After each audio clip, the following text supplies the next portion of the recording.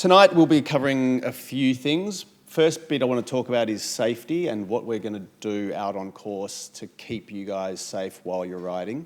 We're introducing a few new initiatives this year. Over time we've learnt that people need to be reminded of safety. So what we've done this year is we've introduced the role of safety leaders. Now what we're going to do, and this is not a hard and fast rule, it's more of a general way of approaching things. For every 10 members of a team, we're going to ask that team to nominate a safety leader. And that safety leader will be somebody who is familiar with the cycling road rules, or they will learn the cycling road rules. They learn and share how to do the appropriate hand signals and verbal calls, and they can also provide guidance to their teammates and to others on the road. So the aim is to give these safety leaders, empower them with the ability to help encourage safe riding practices out on the road. Inevitably, when you get 2,000 bikes on the road, you will find that we'll have lapses in concentration, lapses in safety. And what this will do, introducing the ride safety leaders, will help everyone be reminded when they see this, which is a ride safety leader helmet cover. It will be a reminder to everybody that they've got to look out for themselves and for each other out on course. One of the big things is fatigue and concentration. We know that. So it's just a reminder to be aware and to keep looking out for these sorts of things. Help manage emergencies if needed. That's not something that you will need to do, but if you are on a stretch of road that isn't heavily populated, you might need to be first stop, make that phone call to either or to 000 or to the ride number that you'll have on your wristband. And then also we really encourage people to do training rides. Ride in groups, ride in big groups, practice a lot, get to know each other and how you ride. There's no better way to learn what to do out on course. So why have we introduced this? Like I said, there's 2,000 bikes on the road. We've got, inevitably with that 2,000, there will be some incidents and injuries. We really want to keep that down to a minimum. That's an obvious statement, but it needs to be reminded, or everybody does need to be reminded. And then also to give people the power to feel confident and comfortable with their knowledge of road rules. If you can't reinforce that enough, you are riding on open roads, and it's important that you all follow the rules of the road. And then again, to guide your teammates and other riders. So if you're not familiar, if for our returning riders, you know what's required. You know what a safe rider is. You know what the level of experience needed. But it can be riders of all levels. Importantly, it's people who are willing to learn and can be in control, help share that knowledge and news, and also, again, help build training rides. It's crucial. As I mentioned, this is how you will be able to recognise your ride safety leaders. We'll ask team captains to nominate team safety ride leaders and give us their names so that we can then give them the appropriate information and helmet cover, and then they'll be easily recognised on course. And for all the other riders out on course, we just hope that you'll respect the guidance that they give you. They're not there for no reason. We really want everybody to get to their destination safely. A couple of other things that we're going to be doing this year to try and keep the course as safe as possible is we're going to introduce more event safety vehicles. So these will be branded safety vehicles that will monitor the course. We'll have basically a vehicle for every 10 kilometre stretch. That vehicle will go up and down the course, trying to remind people to be safe, only ride two abreast, overtake single file, all the bits and pieces that we need to know. And you'll hear more about that from WestCycle in a little bit. But yeah, learning the road rules. Excuse me.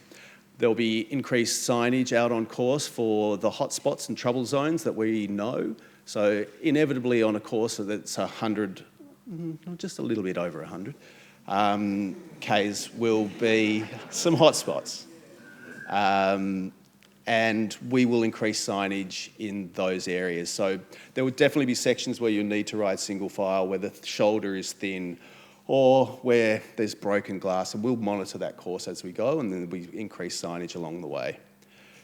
A big one for us will be to ask that no unauthorised support vehicles follow their riders on course. What happens, and we've seen this a number of times, is that we get extra vehicles on course as well as the normal road traffic vehicles, and they ride or drive beside their riders, and it really does cause traffic. When traffic builds up, frustration builds up, and there's more unsafe practices. So we're going to ask that any support vehicles that are present for your team, we're going to ask you to stay off course and meet at certain locations, and we'll highlight those locations and vantage points to keep everybody safe. We know that as cyclists, we know that vehicle frustration doesn't take a lot. And when you're out on these roads and there's not a lot of space, it can get pretty hairy. So we're really going to enforce that when we appreciate your support on not bringing out your support vehicles. One of the big hotspots is getting out of Optus Stadium. We're working on a new route. We're just talking with Main Roads now to see what our options are. There's a couple, but nothing has been confirmed yet, so I'm not even going to speculate on what that might be. Bear in mind just that it does take a fair bit of work, and Main Roads will have a big say in how and where we can ride. But primarily, they want it to be safe, and so do we. One other thing that I will say on this slide is please get your bike serviced, please. What we find is that we get people pulling their bikes out of the shed for the first time in 12 months, coming up to the start line, they've barely put a pump to a tyre, the chain's rusty, and then within 3 Ks they've got a puncture on Oran Road. Really hard to service, it's a busy stretch, but so please, it makes the world of difference if you get your bike serviced, and it will just benefit you in the long run. You'll have a much better experience. I've just pretty much covered that stuff. But again, I will remind you that the ride does take place on open roads. Really important to keep that front and centre, and the rules of the law will apply. And the police, if they're present and they see shocking behaviour, they will enforce penalties, and that's completely within their rights, obviously. So that's pretty much the new safety stuff. And what I'm going to go through next will be for first-timers primarily, but also a reminder for those who have ridden with us before.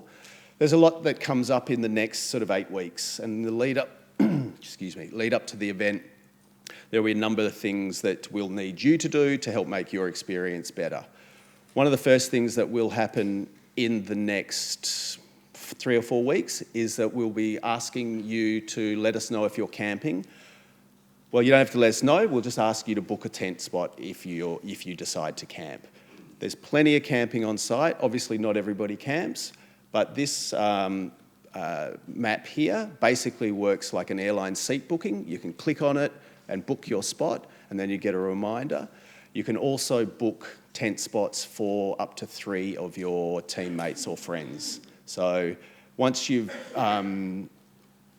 book yourself, you can then book 3 others so you can camp next to each other, and that's all pretty much self-service. If you have any troubles, obviously you know where to find us. You can reach out at any time and we'll assist you. What you will need to bring is, as listed, all your bedding, mattress, clothing, toiletries, pillow, etc. We will provide just the tent, and you guys will bring the rest. Remember, you don't have to camp. If you're not camping, I would suggest getting onto your accommodation needs pretty quickly. It's a busy weekend in Mandurah. If you're going to try and find a comm, you might want to do it soon. The next thing that we will ask you to do in the lead up to the event is complete your online check-in. Now, this can be done from your dashboard. Once you log in, you can go to your dashboard and there'll be a tab. If I can just find my pointer. There'll be a tab that goes up here that will say online check-in. You'll click it. It's not there at the moment, so don't look for it, but you will be up there when it's time. And then you will go and complete these steps, which will be your online check-in process. So you'll need to agree to the fundraising minimum, watch and read safety videos and documents. That's again just going to reinforce the safety aspect.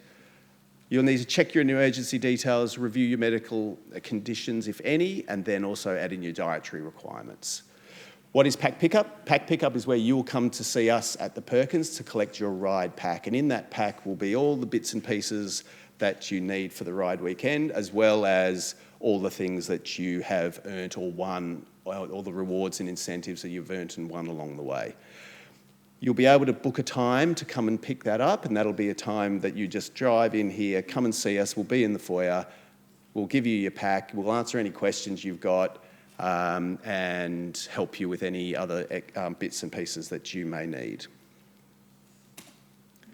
In that pack will be, most importantly, all of your labels for you and your bike. There will be a sticker with your rider number for your phone, a helmet label, or 2 helmet stickers rather, each one for each side of your helmet, a front bike plate with cable ties to help you affix it, a wristband that we ask that you keep on all weekend. It will have your ID number as well as the emergency phone number or the event emergency phone number. Remember that you are on open roads, and if there is a real emergency, you still call 000. There will be a sticker for your crossbar that also has the safety number on it, and then a bike post label for your bike post. That helps us know who you are on course. There is also tracking devices in there so that we know where you are should we need to. So if we see a number that hasn't moved for 30 minutes, we'll know that something might need to be helped. We can locate that number, we can call you, or you can call us. Once you've done that, you will be able to come and see us out at Optus on the Friday the 11th of October. So this here is just an overview of Optus Stadium Precinct and where we will be situated. So here is the Northern Oval. This is where you will be able to park overnight, and this is also where you will come and drop off your bags and bikes on the Friday. We really need that to happen with road closures going in place and traffic management going in place, and also being a very busy precinct. We want to make the transition for you on the Saturday morning to be really smooth and fast. So if you drop off your bags and bike to us, it'll make the process on Saturday morning much smoother. We will be there from 7 till 7 on the Friday, so there's plenty of time, and we find that most people do it and then they might get a much, much better experience.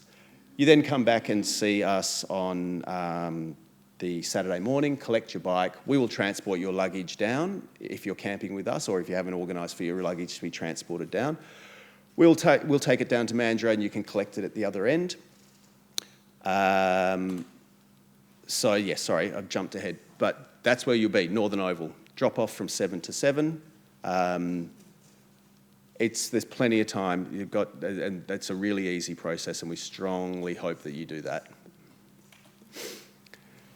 Just for those that are first time, is that it's secure, so your bike that stay there.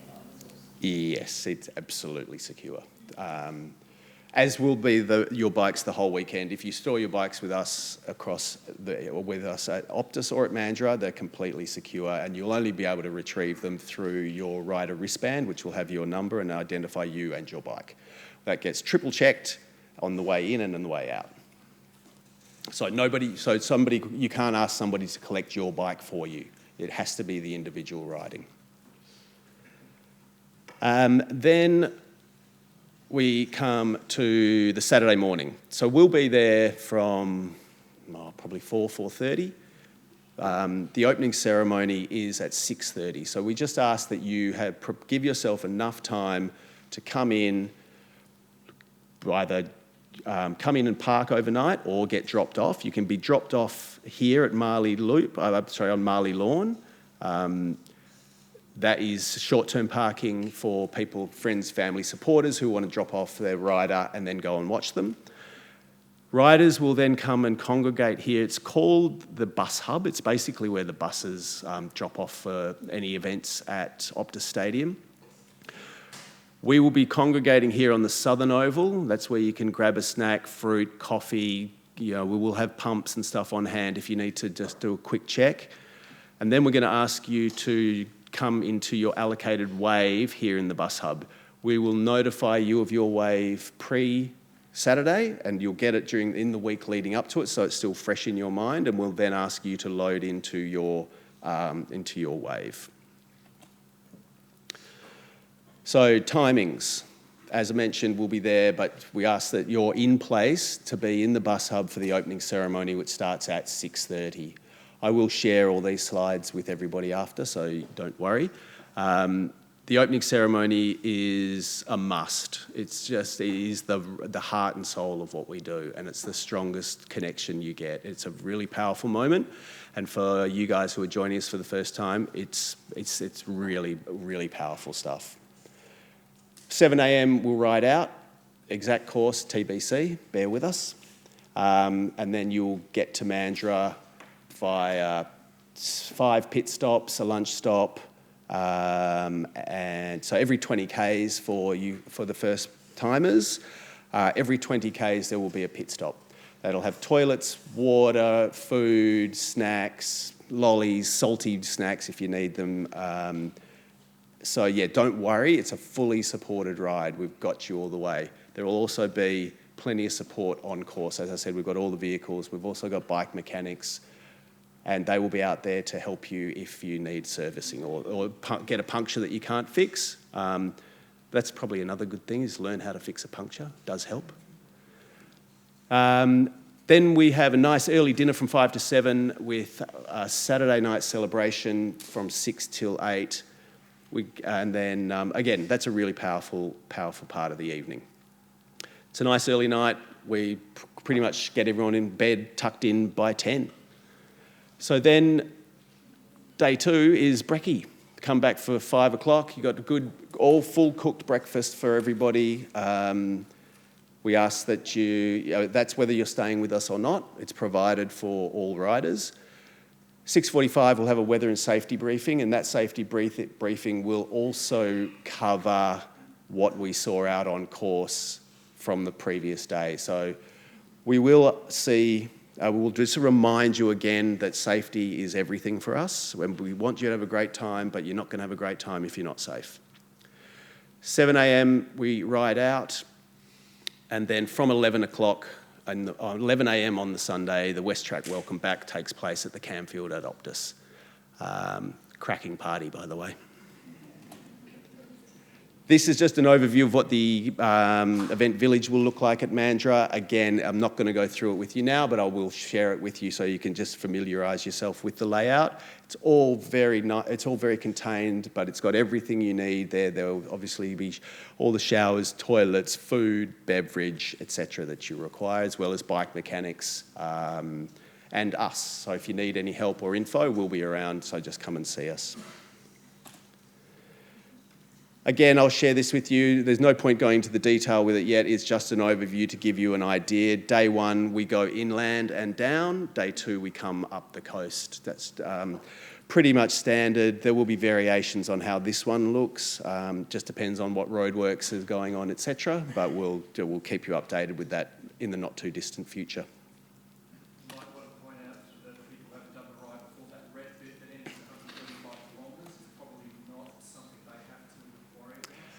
Yes, that will be covered for sure. This little bit out here is called the challenge route, and it is just that. It's a challenge. It's very hilly. It gives even experienced riders a bit of a punish sometimes. If you're not going to do the challenge, you will just come straight down this bit. Much easier. And then the finish line, you will basically come into the stadium precinct very much the way you've gone out, and you'll come through. The finish line will be here, leading onto the southern oval, where you'll be able to store your bike, get massage. Oh, I forgot to mention there's always massage at both ends, so sorry, Damien. Plenty of good massage down in Mandurah too, so Damien's got an amazing setup there with great people to help you recover. We'll also have the massage set up at Optus Stadium on the Sunday, and you can store your bike here on the Southern Oval, get a massage, go and drink, or have a drink. That's...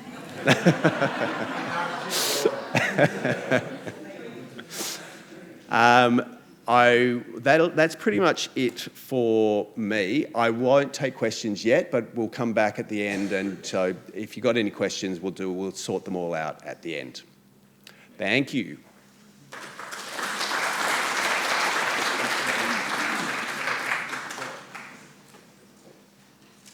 Thanks, Tom. Now, if you could please welcome Rachel from WestCycle. WestCycle is the peak body for bike riding across Western Australia, providing a representative voice for bike riders of all genders, ages and experience levels. Rachel is here to give you an overview of how you can stay road safe on your bike over the weekend.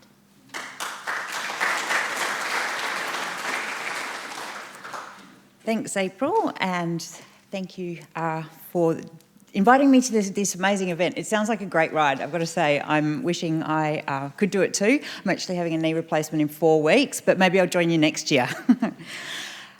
So yeah, as April said, WestCycle is the peak body for cycling. We're engaged in all kinds of different cycling. This slide is just a bit of a summary. We do everything from kind of teaching teachers how to teach kids how to ride bikes, through to advocacy to state government on all sorts of things cycling. We put together a very comprehensive budget submission, for example, for the last state budget, and we're working on a very bold election plan in the coming months to be released. So we'd really love to see all people who are passionate about riding bikes be involved in that. We also help on very practical things, for example, in terms of our active transport manager who engages with main roads and local governments and so on, particularly on like issues that come up all the time from our engagement and talking to various people who ride bikes. So things like detours, for example, and seeing motorbikes on PSPs and these sorts of issues that start to emerge and become really systemic problems. So we try and do everything we can to support people who ride a bike, and we're all bike riders as well. So I'm here to talk about some of the safety stuff, and we've got some good guidelines some good help in these booklets that talk about how to ride safely in a group. Really importantly, in terms of the rules and regulations, as was mentioned previously, you are legally allowed to ride 2 abreast. It's really important not to do more than that in terms of grouping up where you end up with 3 and that sort of thing. And do ensure that you ride in a single file if there's a car or even another bike rider potentially overtaking and so on. So looking out for that sort of thing. Making sure you don't ride in the gutter or come in and out from parked cars and that sort of thing. You want to be really consistent. You want to avoid things like drains or potentially debris that ends up in the edge of the road so that you're safe. And it is okay to claim the lane, especially in pinch points and things like that. It's much better to actually take up the whole entire lane and give really clear indications to any cars that are in the area what you're doing, and so that they don't try and sneak past you and put yourself in a dangerous position. In terms of riding in a group, there's some important kind of things you need to keep in mind with that. Half-wheeling is a term that I hadn't heard of until today. But basically it's when you're riding together in a group and you've got your front wheel right up next to somebody's back wheel, where essentially they're overlapping like that. Because if anything happens, if one bike kind of moves suddenly, you potentially knock that person's front wheel, and then you've got a real disaster on your hand. So making sure you don't do that. Calling and signals. So this booklet has some tips about the standard signals and in terms of hand signals, and also call-outs that are done to alert other riders in your group that there's something they need to be aware of. That might be about a car coming up from behind, it might be a pothole in front, and so on. So there's calls about that sort of thing. And with punctures and mechanical issues, it's always good for the whole group to stop, not just to sort of leave one person behind who's having some trouble, at least to see what's going on, and then potentially, make a plan about maybe they'll catch up with you. It's always good practice to have somebody stay with them, at least if the whole group isn't going to stay.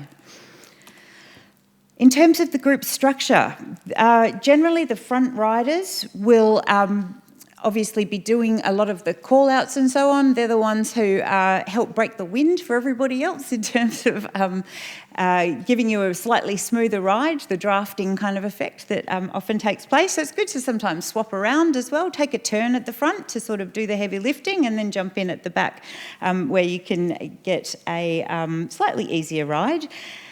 In terms of the roles of the front leaders and so on, sorry, I'm just looking for the information here, it's in here.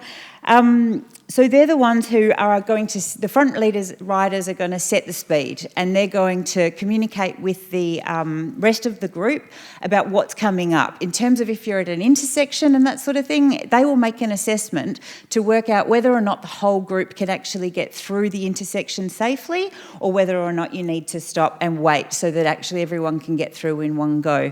So using signals and call-outs to do that sort of thing. Middle riders are the ones who relay the message. So if you've had a call from the back and it needs to go to the front, or vice versa, the middle riders need to do that. They don't initiate calls themselves. So it's really around the front and back, being the people who are the lookouts and letting people know what's going on. And the rear riders should constantly be aware of what's behind them. So if there's any heavy traffic or anything like that coming up behind, to be able to alert the other riders what's going on, and whether or not you need to move into a single file to allow a car or some traffic to pass, that sort of thing. Don't know why the font's different on that one, sorry. It's also good practice to leave a metre around you in all directions. We recently, well not that recently, but we had the 1 metre rule come into play in terms of traffic needing to give bike riders a metre leeway. It's really good practice to do that on a bike as well. So in terms of, and that's front and back as well as the sides. You don't want to have any like clipped handlebars or that sort of thing that could bring one or more people down. It's also good not to brake suddenly, and again, you need to let people know if you're going to stop, and so a raised hand will do that, a slowing down, this is a slowing down. And being consistent, being predictable is really helpful as well, so just trying to stay constant in your ride. So in terms of more information about what I've just touched on really, really briefly, this booklet, there's a few of them out the front. I didn't bring that many, but they are available online as well. There's actually 3. So we've got Riding Safely in a Group, that's really relevant for your training for this ride. Riding Safely on Your Own, which is just some good practices if you're out there training and so on. And Driving Safely with Bike Riders, which you can give to your friends. It's also good to know that we have some online training modules that are available to do. They are free to use, and they're really useful because they go into detail about this stuff, and there's like videos so that you can actually see it in action, and they'll sort of stop and explain what's going on and the logic behind it and so on. We've also got the Ride Leader training, which is kind of an advanced version of that, and it's specifically for the people who are effectively, as was announced before, that safety leader within the ride. The ride leader has some responsibilities. Generally, they're the person who will just, decide the route that you're doing, set the pace, and be in control of the group for the ride, which means things like keeping an eye out for safety issues and also making sure that no rules or regulations are broken. What's also good to know is, I'll come to that afterwards. So, in terms of WestCycle membership, we are a membership organisation. We are supported by our members to do our advocacy work, which is really important, but also our membership offers insurance, and that's specialised insurance for people who ride bikes. It covers things like personal accident and public liability insurance, and it's all the things that normal, like Medicare and health insurance doesn't cover. So it's really useful if you want peace of mind while you're out there riding, and we do have a special offer for riders doing the Cancer 200, so if you use this promo code MACA200, you'll get $14 off our membership. So it's $125 for the annual membership for an individual, We have a few different sort of scales of membership available, but only the Ride Secure has the complete insurance. And as you can see down the bottom, we've also got a concession rate and couples or families deals as well. So a household of 2 people is $179, and a household of 2 adults and as many kids as you like is $199. And if you use the MACA 200 code, you get $14 off all of those for an annual membership. And what I wanted to say, and jumping back to the ride leader issue, is this is a really important thing if you are going out on training rides and you do take the role of as ride leader in particular, because it's got public liability insurance. So if you're out there on a social ride or a group ride with friends and something happens, you know that not only are you covered in terms of your own personal accident, but if there is an incident, you've got public liability insurance so that you can't, have any claims made against you and that sort of thing. So it can be really good, again, for peace of mind. And that's it. Thank you.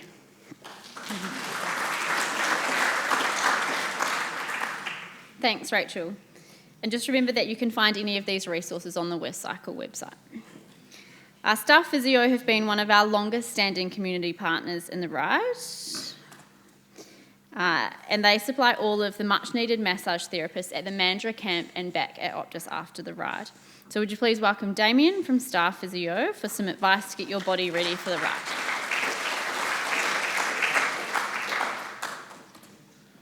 Thank you. I've got 10 minutes for something I can speak for 10 hours about without taking a breath, so we'll rattle through it as quickly as we can.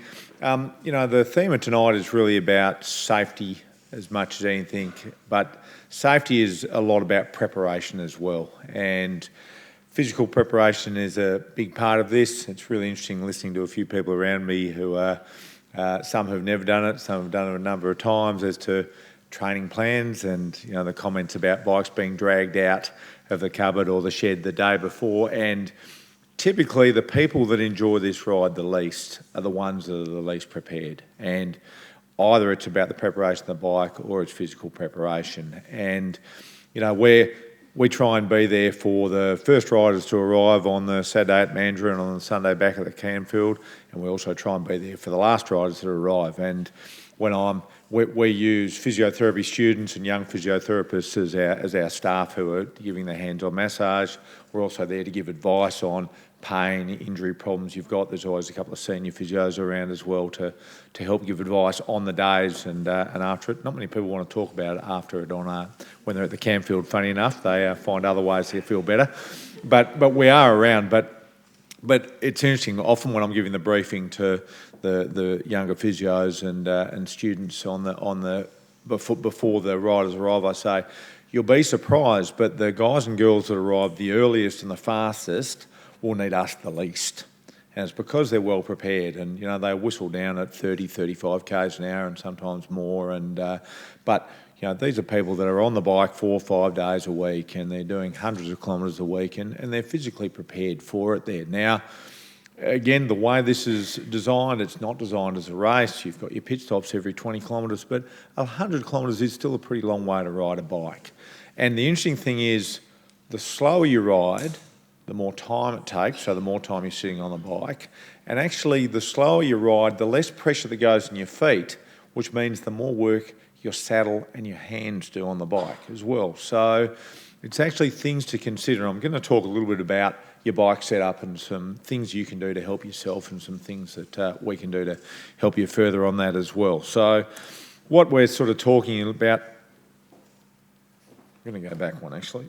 I've leapt ahead one there. So yeah, getting the right fit to ride efficiently and injury-free is a big part of what we're going to talk about here as well. But I really encourage you, we're 3 months out, to dust the bike off if you haven't yet, and pick the fine days. One of the wonderful things about living in Perth, as we know, if it's raining today, it probably won't be tomorrow. I believe we've got a nice weekend coming up. So start getting on the bike, start getting used to sitting on it, and I think the safety advice that's been given around getting used to riding in groups is super important for you, absolutely, but equally just get yourself used to sitting on a bike.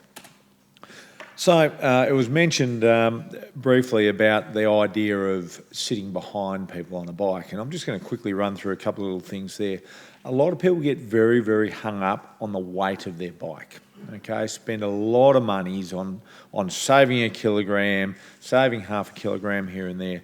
Cycling, particularly on a fairly flat course like the Ride to Mandurah and back, if you're not going to do the hills one, is all about wind resistance. Now, again, this isn't a race, but guess what? The easier it is to ride, the easier it is you get there. So working in a group and sitting behind people makes a huge difference, and learning to ride in a group and rotate the positions at the front, or if you know you're a weaker rider in a group or a less fit rider, knowing where to sit in the group makes a big difference there. And so the large proportion of what stops us moving forward is wind resistance. As you can see on there, 70 to 90% of what stops us moving forward is wind resistance. So your tyres and all the weight and all the things like that really are making 20 or 30% of it there. We can change that by the way we sit on a bike, and we can change that by where we sit in a group on a bike as well. And if any of you follow things like the Tour de France and the Giro d'Italia, where we've got real-time measurements of all these things, the key rider in the team that they're protecting for the big mountain stages, often on a flat stage will do half as much work as the guys on the front. So 40 to 50% less work you do when you're a little bit back in the group there. So things to consider to make your ride easier. And again, you'll see in these group rides, people rotate through these kind of spots. It's a really, really good thing to practice. Aerodynamics, as we talk about, is this what makes us go faster there. But really, this is only important if you're on the front of the group. Okay, so if you're rotating through, your aero is only important at the front, and we see a lot of people, and without pointing fingers, and middle-aged blokes are the classic ones who want to look like the guys on the Tour de France, but don't necessarily have the bodies to get into the positions they ride in.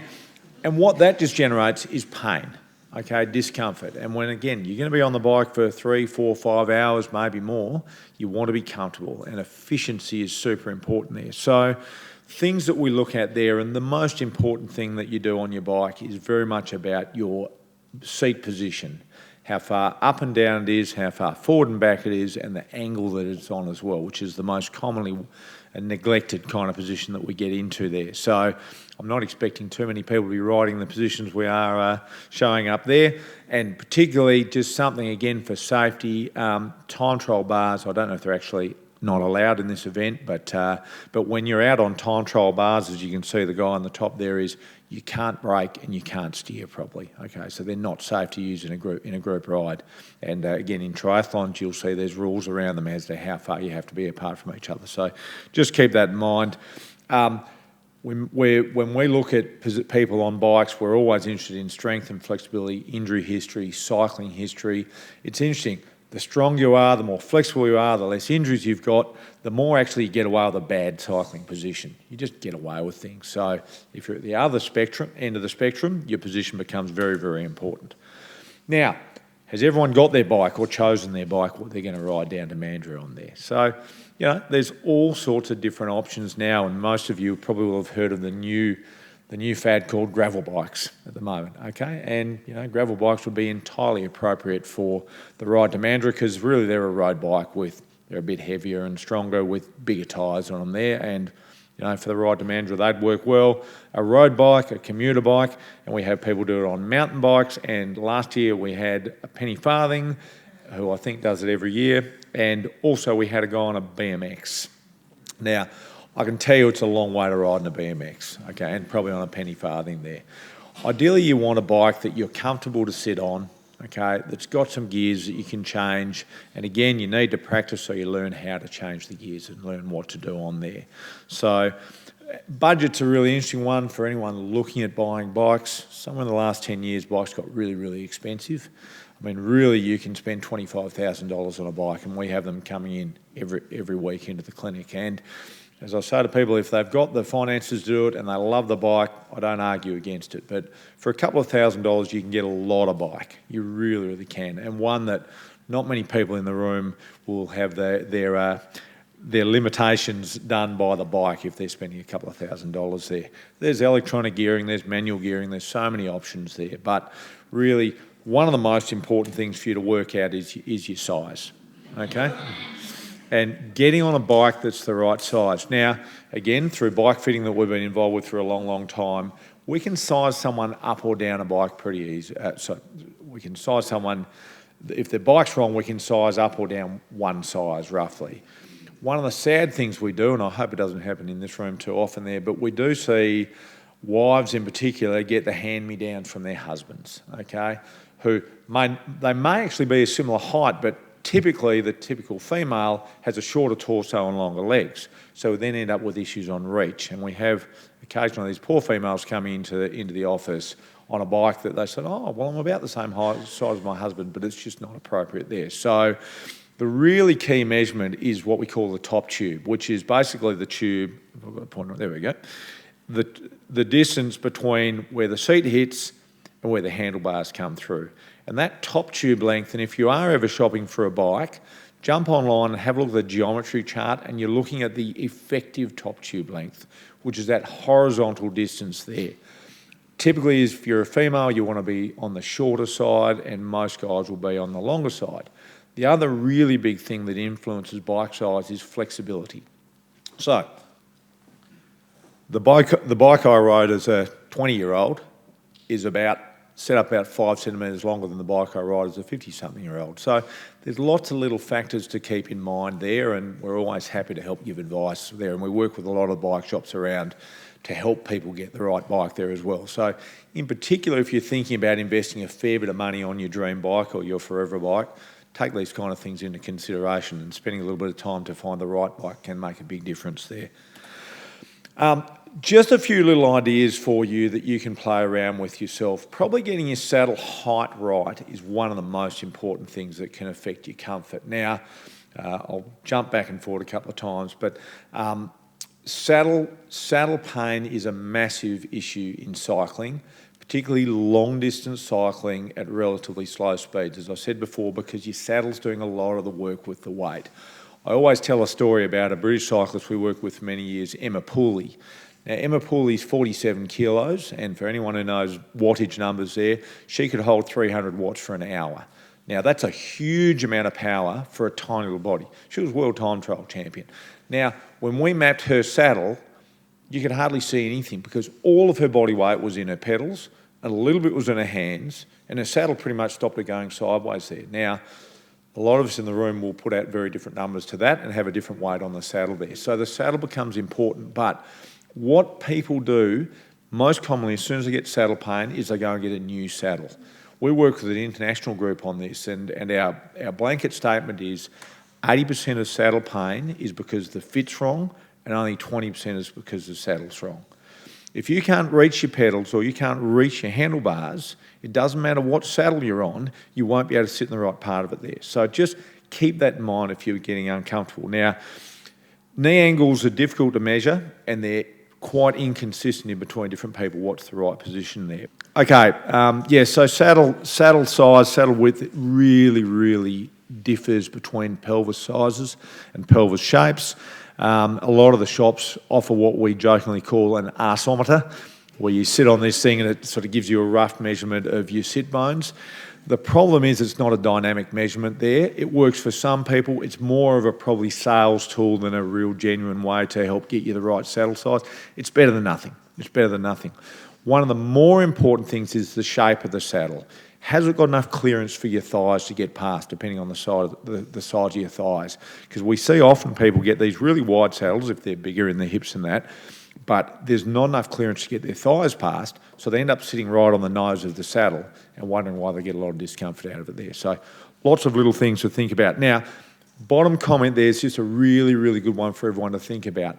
One of the most common things we see when we do a bike fit, people are having problems, is the nose of their saddle is right down. Okay, level saddle's a really good starting point. If in doubt, put it level, grab a spirit level or find some level bricks on the side of your house and line it up on that, and try and get your seat reasonably level and start there, and then move up or down, and don't be afraid of going a little bit nose up. And we always jokingly sort of say that women get more saddle pain in general than blokes. You go, well, you'd think that guys get more problems. We've got more sort of stuff out in front that might get in the way. But as I say, we can throw it over our shoulders to get out of the way. And, nice, easy way to go about it. So, yeah, level saddle's a really nice starting point. Okay, just going to very quickly, got music as well, quickly just show you what we do in our clinic. So we're all physios working in the clinic. We've got a podiatrist and physio working with us now who also does the bike fit. So one of the really key things here is we're interested in your history, asking you questions about what have you done before, what injuries you had, what's your flexibility like. We're interested in your cleat positions. You can see us levelling up a saddle here in this position and chatting about how the pelvis works. But probably the unique thing about what we do is this saddle pressure analysis. Turn down the stereo. That's a yellow there. And we talk about it again and again. We've been using this technology. You can see the map that it shows on there. We've been using the technology for a bit over 10 years now, developed by a German company, and we just say it again and again. It's the stuff that, I'll go ahead so you don't have to watch it again. It's the stuff that you don't see in bike fit, which is often the most important. And using the saddle mapping, we learn so much about what happens on there. Now, quickly, we don't want injuries, but as has been talked about in this safety briefing, the number one thing we see is, unfortunately, injuries from crashes. And when you look at the data that all comes out of hospitals, it's about upper body injuries and that kind of thing. This guy is a track cyclist, had a crash on the track, and that's a bit of the track that ended up in his leg. He raced again 2 weeks later. It was pretty impressive. Yeah, so for us, really it's the overuse injuries that are the big ones that we're interested in trying to minimise and help you get through there. And the position on the bike and your training makes a massive difference to that. Really for us, yes, of course they don't show any of that on the TV anymore. They're not allowed to, but genuinely that's how these poor old bike doctors have to work as they're going along there. For us, knees, lower back, neck and shoulders are the number one things that we see people coming in with, and the right bike position combined with a bit of training can make a massive difference to that. It really can. Most importantly, as Macca riders and us supporting him, and you can see a nice little picture of Peter in there. I'm sorry he's not in the room anymore to show that I'd immortalise him on our screen alongside Jai Hindley. Really, really important. We like to support you guys and look after you well, so we give you a nice discount when you come in.